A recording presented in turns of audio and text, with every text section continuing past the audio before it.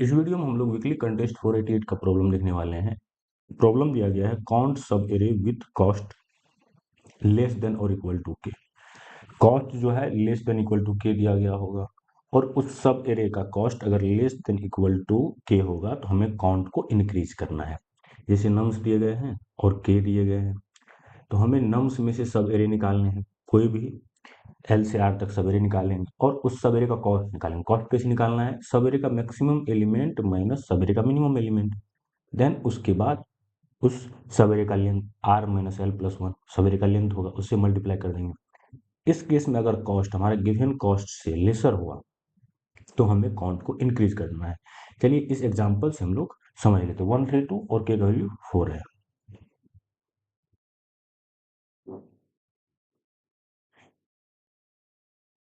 132 और के का वैल्यू 4 है। ये सवेरे ले लेते हैं। मैक्सिमम हो जाएगा 1 और मिनिमम हो जाएगा 1 और लेंथ 1, तो ये हो जाएगा कॉस्ट 0, तो हम काउंट हो जाएगा 1। फिर 3 लेंगे, 3 में से 3 मैक्सिमम मिनिमम, देन लेंथ 1, फिर इसमें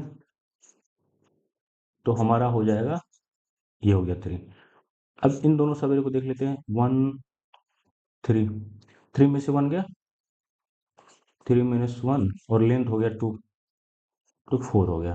तो 4 लेस देन इक्वल टू 4 है, तो इसका भी काउंट हो जाएगा। देन 3 2 को देख लेते हैं। 3 माइनस 2 इंटू 2, इसका 2 हो जाएगा, इसका भी कॉस्ट हो जाएगा। और सारे का देख लीजिए, मैक्सिमम माइनस मिनिमम और लेंथ हो जाएगा 6, जो कि ग्रेटर होगा, तो इसका काउंट इंक्रीज नहीं होगा। ओवरऑल हमारा आंसर 5 आने वाला है।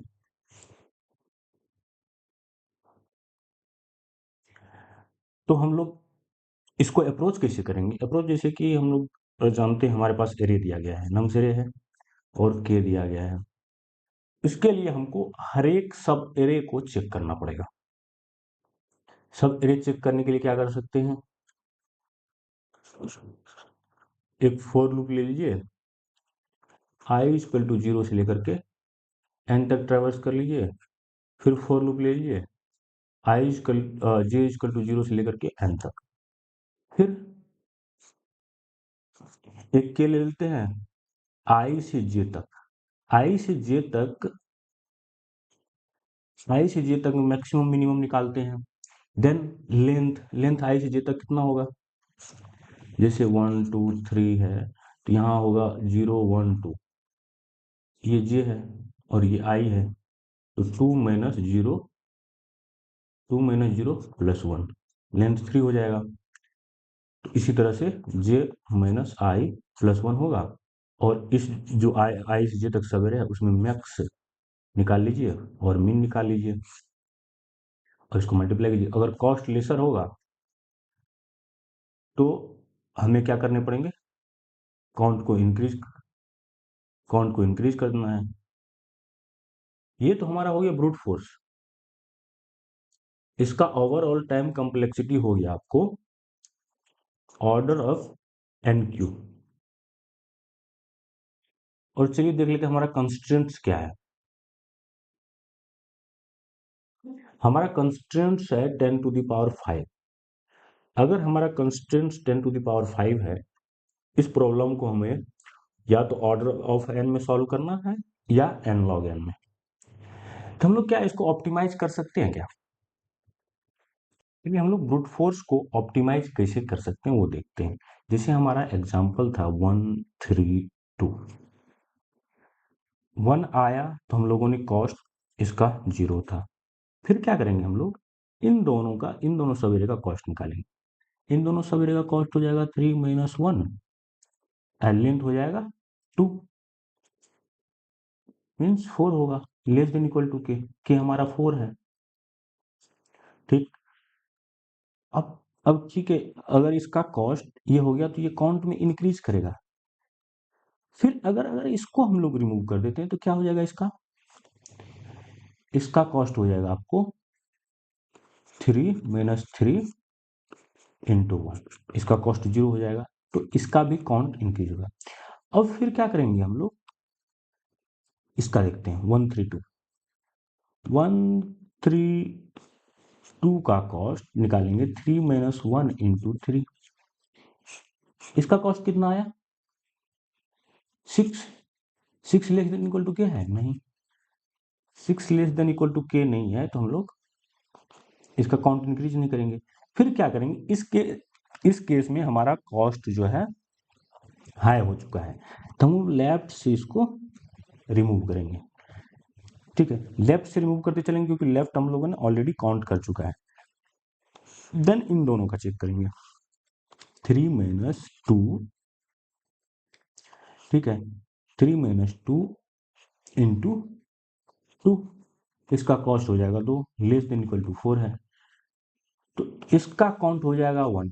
अब अगर हम लोग इसको रिमूव करेंगे, इसको रिमूव करेंगे, इसका कॉस्ट अकेला कितना हो जाएगा 2 माइनस 2 इंटू 1, कॉस्ट हो गया 0। तो 0 कॉस्ट हो गया, लेस देन के है तो 1 हो जाएगा इंक्रीमेंट। तो हम लोग इससे क्या देख सकते हैं कि आप अगर यहां से 1 से लेकर के 3 का कॉस्ट निकालते हैं, फॉर एग्जांपल यहाँ पर 1 है और हमारा जो है n का वैल्यू आपको 6 ले लेते हैं। ठीक, अगर यहां से यहाँ का कॉस्ट, ठीक है यहां से यहाँ का कॉस्ट अगर हमारा 3 माइनस 1 इंटू 3 है, मीन 6 है, less than equal to K है, पता है, तो फिर इसका कॉस्ट और इसका कॉस्ट हमेशा लेस देन इक्वल टू के होगा, क्योंकि हमारा लेंथ जो है डिक्रीज होगा, लेंथ हमेशा डिक्रीज होगा। और कॉस्ट जो है, देखो मैक्सिमम हमारा और मिनिमम, अगर ये मैक्सिमम हट जाएगा तो मैक्सिमम का वैल्यू रिड्यूस होगा, क्योंकि हमको पता है अगर इसको हम लोग हटाने से मैक्सिमम वैल्यू रिड्यूस हो जाएगा, तो हम लोग का मैक्सिमम रिड्यूस होगा, मैक्सिमम कम होगा और मिनिमम सेम रहने वाला है। अगर मैक्सिमम मिनिमम सेम रहने, मैक्सिमम डिक्रीज होगा, मिनिमम सेम रहने वाला है, तो कॉस्ट और डिक्रीज हो जाएगा। अगर मिनिमम हट गया तो मिनिमम हमारा बढ़ जाएगा, तो ये कॉस्ट और डिक्रीज होगा। तो ये हमेशा इंश्योर करता है कि अगर इसका cost lesser than equal to K है, तो इस सारे सवेरे का, इसमें जितने भी सवेरे हैं उसका कॉस्ट हमेशा लेस देन और लेस देन इक्वल टू के ही होने वाला है, और ये हमारा इसका कंट्रीब्यूशन होगा। तो फिर इस केस में हम लोग क्या करेंगे, जैसे क्या करते हैं, एक लेफ्ट पॉइंटर लेंगे, देन एक राइट पॉइंटर लेंगे, 0 0 से स्टार्ट करेंगे, 1 लेंगे, कॉस्ट आया, काउंट 1 कर दिया, फिर 1 आया, तो इसका कंट्रीब्यूशन कितना होगा, एक अकेला, एक इसके साथ 2 हो जाएगा।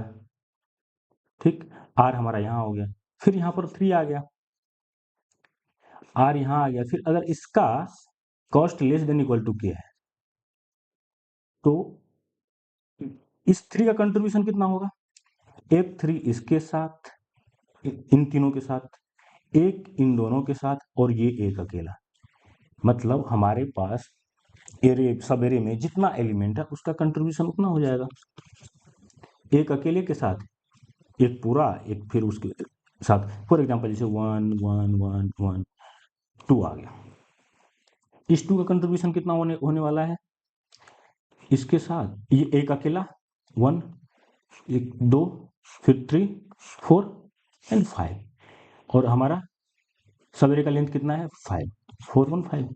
ठीक है, तो हमारा कंट्रीब्यूशन जितना एरे का लेंथ होगा उतना होगा। तो इसके लिए हम लोग क्या करेंगे, हर टाइम जैसे ही हमारा कॉस्ट लेस देन एल से आर, अगर cost less than equal to K आ गया, तो हम लोग क्या करेंगे, आंसर में हमेशा आर माइनस एल प्लस 1 को ऐड करके चलना है।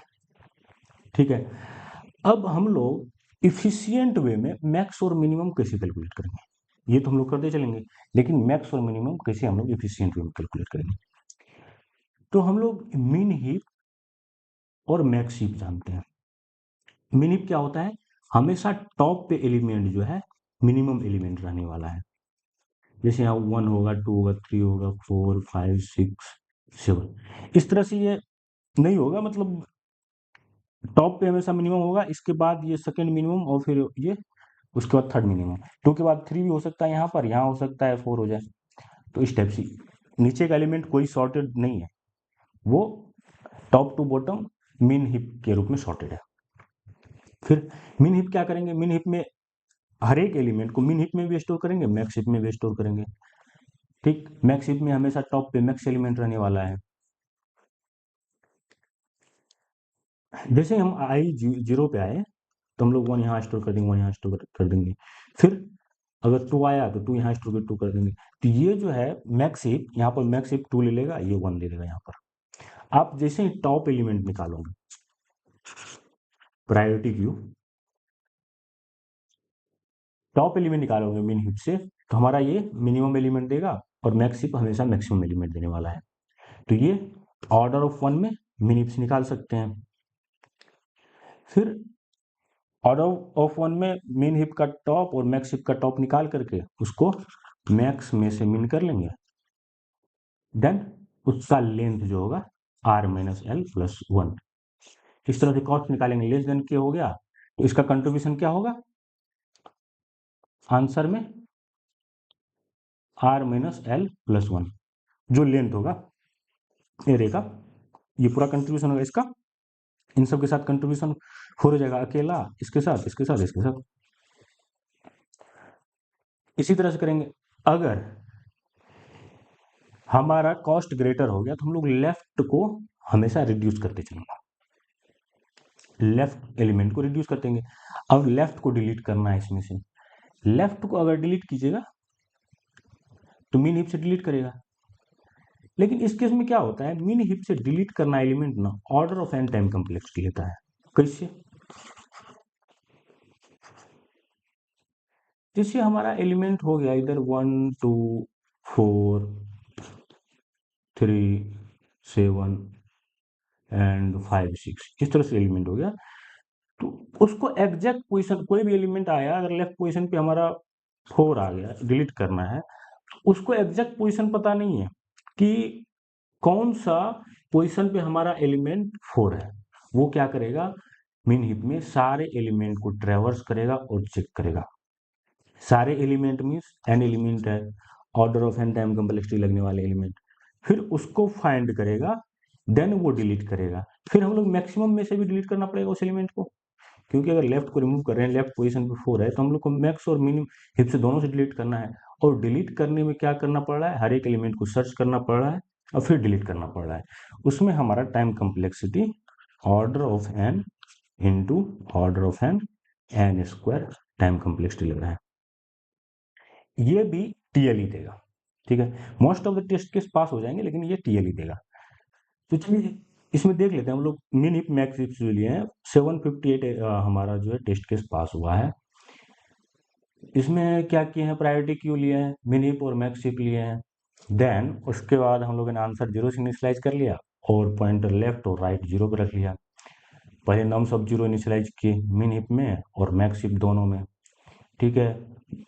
फिर मिनिमम और मैक्सिमम एलिमेंट निकाले मिन हिप से मैक्सिमम मैक्स हिप से, फिर उसका डिफरेंस और कॉस्ट इसका कैलकुलेट करके देखे less than equal to K है, तो आंसर को जो है हम लोग ऐड कर दिए उस एरे का लेंथ, सब एरे का लेंथ, और आर को इंक्रीज करते चल रहे हैं और उसमें एलिमेंट को पुश करते चल रहे हैं। अगर आर ग्रेटर देन आर अगर इक्वल टू एन हो गया तो एन इंडेक्स नहीं होगा एन एलिमेंट में, तो उसको ब्रेक कर दे रहे हैं।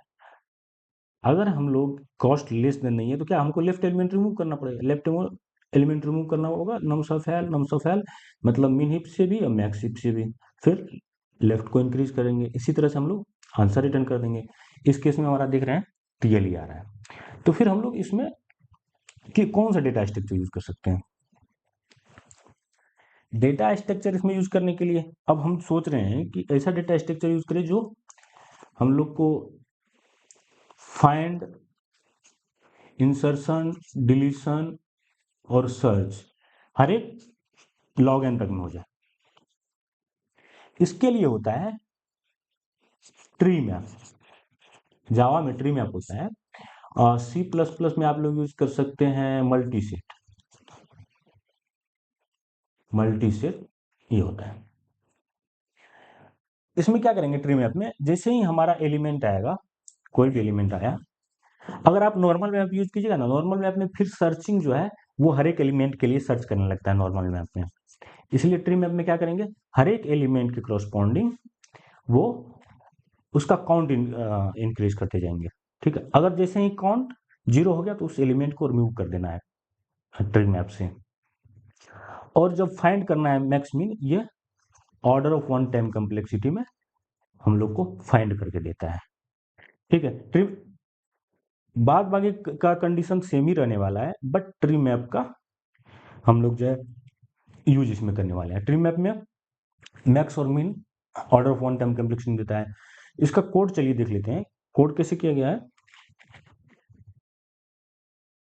चलिए ट्री मैप का हम लोग सॉल्यूशन देख लेते हैं। ट्री मैप में जैसे कि हम लोगों ने ट्री मैप ले लिया, इसमें पहले तो नम्स ऑफ जीरो इनिशियलाइज किए, जैसा कि सेम हम लोगों ने देखा जो प्रायोरिटी क्यूम कर रहे थे, नम्स ऑफ जीरो को ऐड कर रहे थे, मैक्स शिप और मिनिमम दोनों में, वैसे ही हम लोगों ने यहाँ पर नम्स ऑफ जीरो ऐड किया। फिर उसके बाद आर लेस देन एन, फिर मिनिमम और मैक्सिमम, फर्स्ट की जो है मीन एलिमेंट देता है और लास्ट की मैक्स और ऑर्डर ऑफ वन टाइम में देता है। फिर इसी तरह से हम लोग कॉस्ट निकाला। फिर आंसर में लेंथ ऐड किया, आर इंक्रीज किया, अगर आर इजकल टू एन आया तो ब्रेक कर देंगे, नहीं तो हम लोग क्या करेंगे, उस एलिमेंट को फिर से पुट कर देंगे आर इंडेक्स के एलिमेंट को। अगर नहीं होगा तो लेफ्ट एलिमेंट को हम लोग रिमूव कर दे रहे हैं। पहले तो काउंट को डिक्रीज कर रहे हैं, काउंट डिक्रीज करने के बाद देख रहे हैं कि अगर वो एलिमेंट का काउंट जो है हमारे पास 0 आ रहा है तो फिर हम लोग उसको रिमूव कर दे रहे हैं और फिर लेफ्ट को इंक्रीज कर दे रहे हैं, और इस तरह से हम लोग आंसर को रिटर्न कर दे रहे हैं। ठीक इसी तरह से हम लोग इसको ऑप्टिमाइज करेंगे।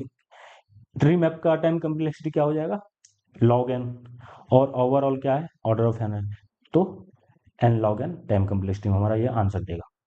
ठीक है, थैंक यू, मिलते हैं नेक्स्ट कोड में।